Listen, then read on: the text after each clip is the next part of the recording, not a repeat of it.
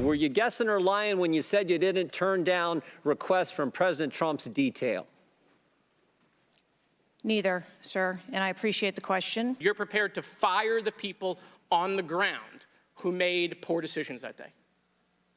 I'm prepared to take the actions necessary. No, that's nonsense. The lack of answers and the lack of report is just simply not something that we can accept here. Because Donald Trump is alive, and thank God he is, you look incompetent. If Donald Trump had been killed, you would have looked culpable. You need to resign. You're full of today. You're just being completely dishonest. You should be fired immediately and go back to Garden Doritos. Well, it was on both sides of the aisle, both Democrat and Republican lawmakers slamming Secret Service Director Kimberly Cheatle for failing to answer basic questions during yesterday's House Oversight Committee hearing on the assassination attempt of President Trump. Committee Chairman James Comer and Ranking Member Jamie Raskin both called on Cheatle to step down to restore public trust in the agency. South Carolina Congresswoman Nancy Mace introduced articles of impeachment against Cheatle last night, the move forcing a vote within 48 hours. Joining me now is New York Congressman Nick Langworthy. He is a member of the House Oversight, Agriculture and Rules Committee. And Congressman, thanks very much for being here. You were in that hearing yesterday. You also, I understand, are introducing a resolution to fire Cheatle. What struck you most? Tell us about the meeting. Well, the amazing thing, Maria, is that somehow this woman has united the Oversight Committee. I mean, one of the most contentious committees in all of Congress agreed that the incompetence and the stonewalling that Director Cheatle did yesterday was ridiculous, and she must resign or be fired. I mean, the fact that President Biden has not fired her yet is amazing to me. But she virtually answered no questions in a 4-hour hearing, asked questions by nearly 50 members. I mean, do you have any idea what went wrong here after this hearing? Ron Johnson over in the Senate has launched his own investigation, and he broke the news on the show, on my show on Sunday, about his preliminary findings. And he said that following the shooting, Secret Service was seen on the roof of the American Glass Research Building with local law enforcement. Photos of the shooter were sent to the Bureau of Alcohol, Tobacco, and Firearms. And also, Secret Service wasn't even in the meeting on the 13th, the morning of the 13th at 9 a.m. Why not? Do you have any answers to any questions at all after that? We got zero answers from the director. I mean, Maria, I decided on my own on Sunday, instead of flying to Washington, I drove to Washington, and on my way I stopped in Butler, Pennsylvania, because I wanted to lay my own eyes on the site. I wanted to see what the layout of this is, because I think it's misleading to see these buildings. They look farther apart on video or on a diagram. This is virtually a 9-iron away. The podium was from the roof of that building. It is so close, and the fact that it wasn't included in the secure perimeter just shows that the incompetence by the leadership of the Secret Service.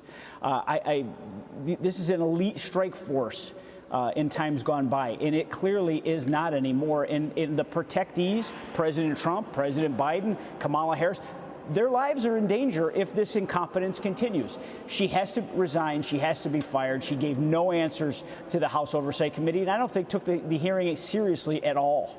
Yeah. Well, Cheatle did admit that the agency did not archive radio communications from the Trump shooting. How is that possible? Watch this. Depending on the detail, radio communications are recorded.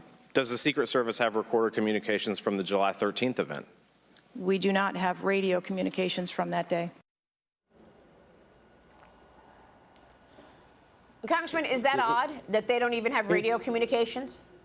It seems completely odd. I mean, there's no consistency whatsoever. I mean, you've seen a blame game between sources within the Secret Service trying to blame the local law enforcement. It seems like without local law enforcement, the Secret Service would have been totally lost that day.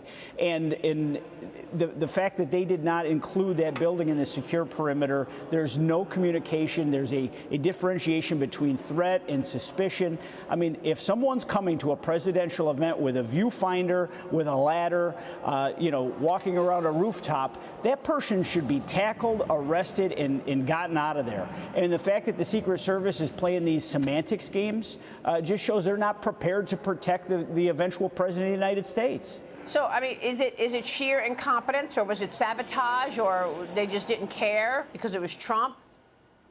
I don't know that there's any evidence that's been presented so far on sabotage. It looks like utter incompetence, and we do need to dig much deeper into this. We do need a panel that I believe that we're coming forward with this week to get a real investigation with real forces within the House of Representatives to come forward to find out the facts here. I mean, people need to be hauled in. This woman needs to be fired, and the whole agency needs to be reset. This is not acceptable. I introduced a resolution yesterday during the hearing to have the whole House call for the president to fire her. And do you think he will? Well, we'll see where he is. Okay.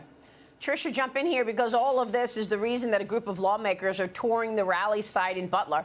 They were able to scale the roof the gunman used to shoot Trump. Watch this, Tricia, watch.